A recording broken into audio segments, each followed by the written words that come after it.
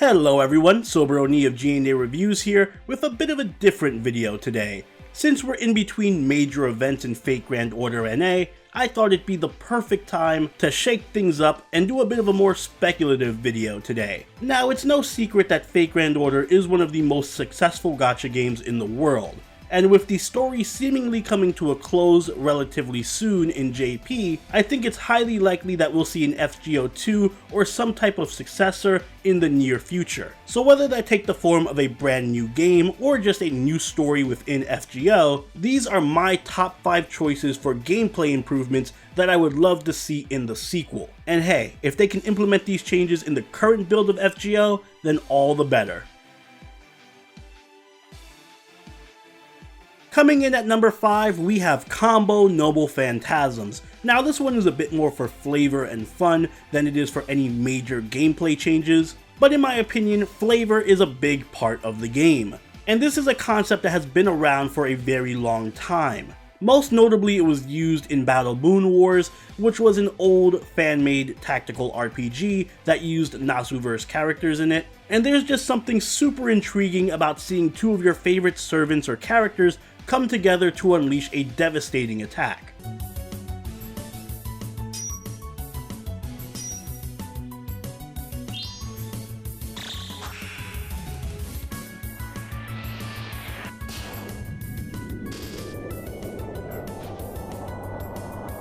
Now, just like with Battle Moon Wars, the best way to implement this in FGO, in my opinion, would be to bring maybe 2 or 3 specific servants and have them Noble Phantasm together in a chain, and that way their 2 Noble Phantasms can combine into one bigger, stronger Noble Phantasm. For example, if you use Saber Arturia's Noble Phantasm and Arturia Alter's Noble Phantasm right next to each other, maybe they'd combine into some kind of double Excaliblast from both of them that would do incredible amounts of damage to the entire enemy field. Or maybe some kind of alternate alter ego attack when you use Melt and Passion Lips Noble Phantasms together. And you can even have some kind of joke combination attacks, maybe for example between Kyohime, Osakabe, and Tamamo, the text messaging pals. There's just a lot of potential for good bits of comedy and flavor, and if it were to be more developed upon, it could even serve to maybe make some different team comps more viable and maybe indirectly buff certain servants. But nonetheless, it would be fun to experiment with,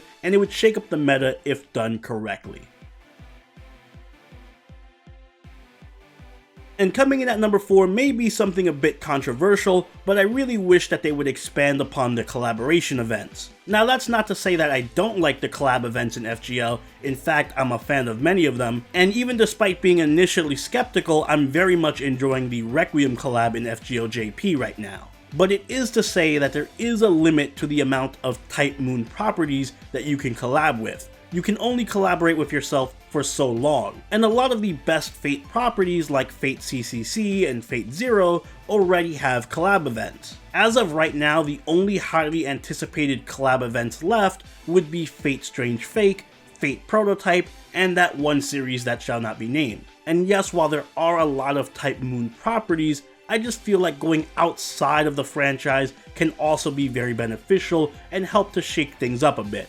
Now, at the same time, I'm not saying that we should have an Idolmaster collab, because that would be absolutely ridiculous, and as someone who plays Grand Blue Fantasy, I'm goddamn tired of seeing Idolmaster collabs. But I do think it's fair to collaborate with other series that are very similar to FGO and maybe fit well within its universe. For example, one collab that I would love to see would be with the Disgaea franchise. Disgaea's themes of world hopping through different dimensions and netherworlds lends perfectly to fitting into a story with the Nasuverse. The characters are wacky enough and strong enough to really fit in and not feel awkward, and the art style also meshes very well with Fate Grand Order because the lead artist in the Disgaea series, Takehiro Harada, has already designed 2 servants, Benny Enma and Wu. So for those reasons, I feel something like Disgaea would fit very well in FGO without having to compromise on quality. And there's plenty of other series as well, like Tuaru no Index and Overlord, which also could fit within an FGO setting and not feel too crazy. So those are just my general ideas for collab events, but let me know what you guys think in the comments down below. What potential collabs would you like to see in Fate Grand Order?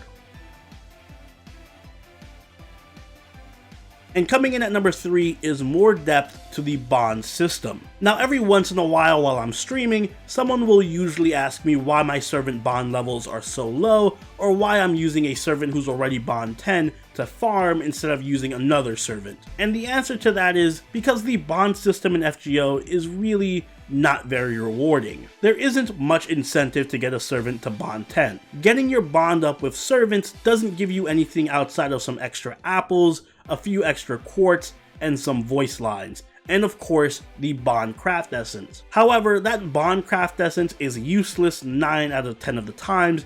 Mostly it's just for flavor, and it's just a cool looking trophy. What I really would love to see is this bond system be expanded upon to make servants a lot more useful and have more concrete effects on their gameplay, or at least give much better rewards. My proposal for fixing the bond system would be to give each servant an exclusive bond interlude once you get them to bond 5. It'll be similar to a quartz interlude and be completely personalized around the servant. And it can just be something short and sweet, no need for a long epic 20 arrow interlude. Now at bond 10, I think you should get an exclusive skin for that servant. It doesn't have to be anything crazy that changes the servant's animations, but just maybe a casual outfit that changes the servant's sprite. Something like that is just a much more visually appealing reward, and it gives you incentive to actually level the bond of a servant, because you're going to be rewarded with something that you might actually use. Conversely, you can also make the bond CEs much better by actually giving them full attack or HP stats and better, more unique effects instead of just generic arts, quick, and buster buffs. Every bond craft essence should be like herps. It should be a craft essence that I want to use on a servant that makes them objectively better. And at number 2, we have a better pity system. Now, you guys knew this one was coming. I'm not a big fan of the pity system in FGO as it stands. As someone who's a whale in NA and JP, I've never had enough Saint Graphs to get a free SSR, and I've dropped plenty of money in the game. Requiring 10 Saint Graphs to get an SSR is just absolutely pointless. It's a ridiculous requirement that most players will never reach, which makes it an extremely ineffective pity system. And I think one of the biggest turnoffs about FGO to a lot of players is just how unfair the gacha rates are.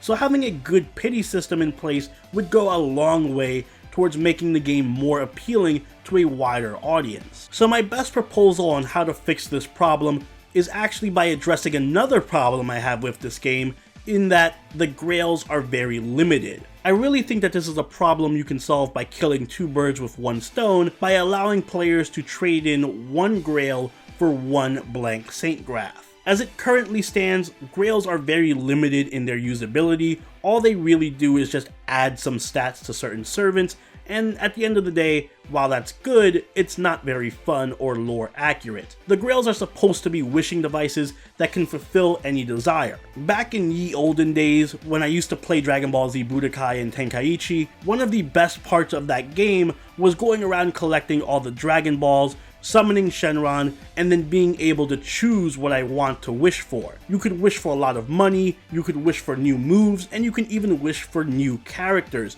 There was just a lot of options available to you, and it gave the game so much replayability. And I think a system like that would work wonders in FGO, which kinda has a similar concept. You should be able to trade in grails for anything you want. Being able to wish for 1 blank Saint Graph with 1 grail just fits in with the lore, and it would mean you can trade in 10 grails for any SSR you want, which I think is a very fair trade-off. Grails are a controlled resource in the game. DW gives us as many grails as they want to give us, which means that they're not farmable, so there's not really a way to abuse the system here.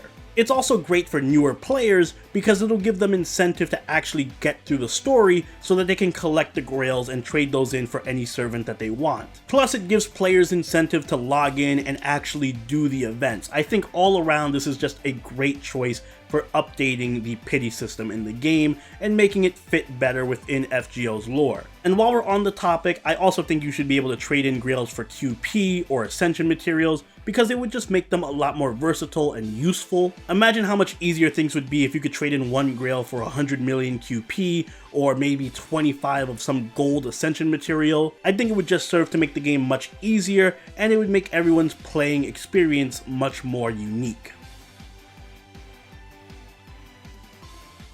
And finally, coming in at number 1, my biggest request on this wish list is multiple noble phantasms. Now, this has been something that's bugged me ever since FGO first released all those many years ago. I hate how all the servants are limited to just 1 NP. It's one of my biggest annoyances. Many servants have noble phantasms that they just can't use but should be represented, most notably Arturia's Avalon and Jean's La Pucelle. Having servants only limited to 1 noble phantasm just feels like a really archaic mechanic that's just left over from many years ago that really needs to be swapped out. And this is something that we can already do in the game. It's completely possible, because Mosh is able to change noble phantasms when you change her sprite using her Lost Belt sprite. So there's absolutely no reason why a similar system can't just be implemented for every servant. So the game already has the technology to do this, and it would make a lot of servants